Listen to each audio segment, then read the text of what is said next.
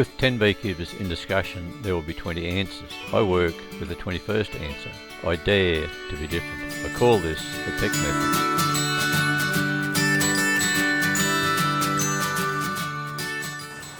So in this particular honey hive, we'd noticed the queen was probably getting to about 15 to 18 months old.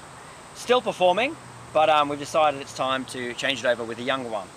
And the benefits of running a nuke all year round, or several nukes depending on your situation, is that at a moment's notice you can have a young queen available, which is what we've got over to the side here. So this nuke here is a double nuke with no excluder for the purpose of building up bees. And what we've done is found the queen in this one, also found the queen in the honey hive, caged the queens, and now swapped them over.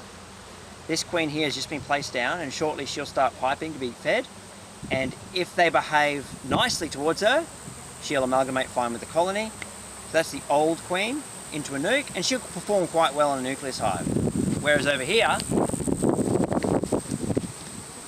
this is the young queen, and because she's in full lay and performing very well, she'll serve this honey hive much better than the older queen. And as you can tell, they're just calmly trying to get through the cage to feed her. If we were to notice that they were buzzing and forming a tight ball around that cage, it would mean that they would be trying to ball her and kill her.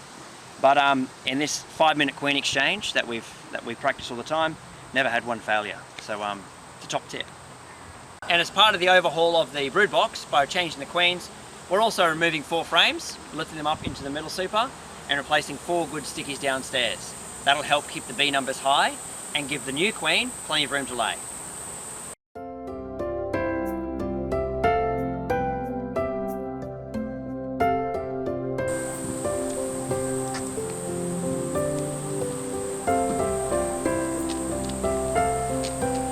Make sure there's no drone comb in the frames, and make sure the frames are straight without any bows or holes.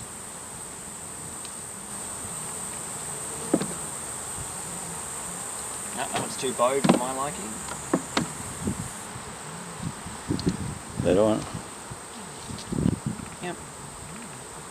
Even though it's dark, the cells are still quite thin. So she's right to go.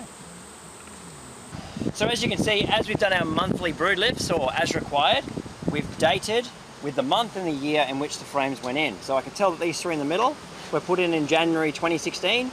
These 4 here were just put in today, and these ones here were older frames, and they'll be the next to move out. The next thing we do is squeeze them all together. Helps with warmth, also reduces drone comb being built in the brood chamber, which we don't want. So that's looking pretty neat. Now we're going to release the queen. She's been sitting there for enough time for us to be satisfied that she's going to be accepted without a problem. Subscribe to learn more. If she's reluctant to go out, you can give her a slight puff of smoke at the back.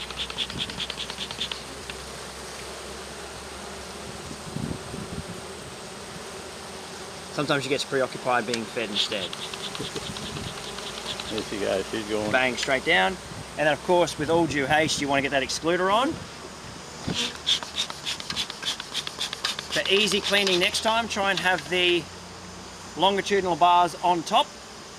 Please like, subscribe and comment. So that way you can clean it up without a hassle. So the frames that we've lifted up from the brood box are here, and they're about to be placed into the middle super with the stickies.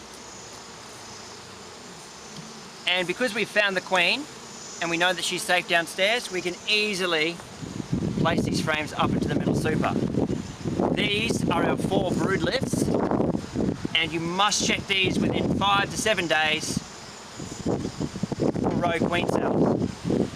If you lift frames above the excluder and don't check, you've defeated the purpose, because it's likely you'll end up with a rogue queen who'll hatch, go down through the excluder, fight with your old queen, and basically you'll lose production because of that. Yeah, that's the bottom. All good? Yep, all good.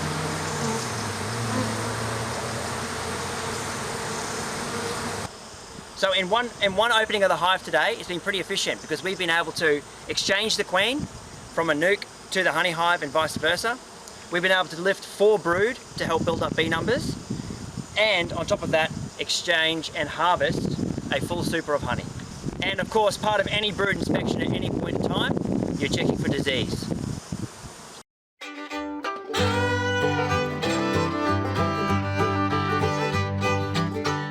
Please like, subscribe and click the bell to my channels. Thanks for watching. All Aussie content.